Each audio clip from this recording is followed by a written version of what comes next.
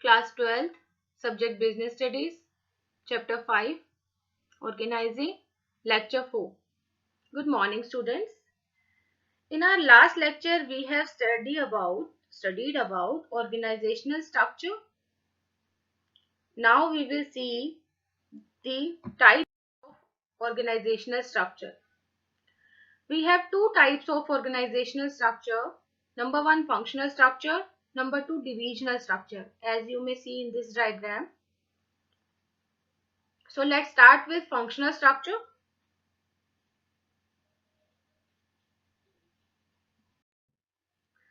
Functional structure. It is formed by grouping of jobs of similar nature according to functions and organizing these functions as separate departments. Functional structure is a type of organizational structure formed by grouping of jobs of similar nature. Similar nature jobs are put together in functional structure, and under functional structure or they organize these as a separate department. Fine. And all the departments report to a coordinating head. For example, in a manufacturing firm, all the jobs related to production are grouped in production department only. So jobs related to purchase under purchase department, jobs related to finance in finance department, and so on. So the companies like Maruti, Udyog, Bata, etc. follow the functional structure. Under functional structure, we may see managing director, and under him 4 departments are working. Production department, say it be marketing department, purchase department, and human resource department. Fine. For example, we can see a company manufacturing garments may have separate departments for production, marketing, and finance. Fine. So, functional structure is suitable for medium-sized firm having a single product. When the size of the organization is becoming large, it has diversified activities and operations require a high degree of specialization. So, it should adopt functional structure in that case. Following are the advantages of functional structure. Number 1, occupational specialization. Occupational specialization means that emphasis is placed on specific functions in functional structure. Fine. Second one is it promotes control and coordination. It promotes control and coordination within a department because of similarity in the task being performed. Functional structure perform and promote control and coordination within a department because employees perform similar tasks. Fine. Next one is it increases managerial and operational efficiencies.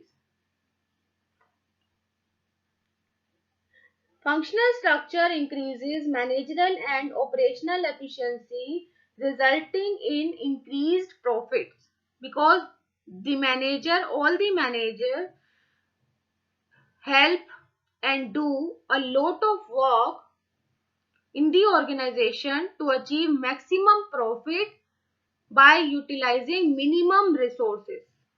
Fine. Fourth one is it lowers cost. Functional structure leads to minimum duplication of effort. In this, duplication of efforts are not there, so which result in lower cost. Fine. Next one is it makes training of employees easier. Functional structure makes training of employees more easy as they are trained in limited range of skills. Means employees of marketing department are given training of marketing techniques only.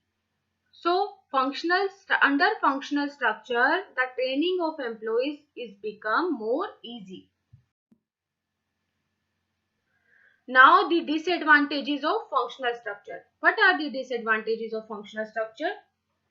First one is creation of functional empires. It means where less emphasis is placed on overall objective of the enterprise. Why? Because everybody is looking ahead to achieve its own department objective. Fine. So more on the objective pursued by functional head only. Fine. Second one is interdepartmental conflicts. Interdepartmental conflicts means, see, under functional structure, suppose production, marketing, finance and purchase, all departments are working for its department progress only. So interdepartmental conflicts arises under functional structure because the interest of two or more departments are not compatible. Fine. Third one is problems in coordination. Under functional structure, there is problem in coordination as information has to be exchanged across functionally differentiated departments. Fine. That's why there is problem in coordination. Next one is inflexibility. Inflexibility means employees get training of a single function only. Say it be purchase department, say it be production department, say it be marketing department. So the department to which they belong, they can't be shifted to other departments or positions. So functional structure creates inflexibility. Fine. So these were the advantages and disadvantages of functional structure.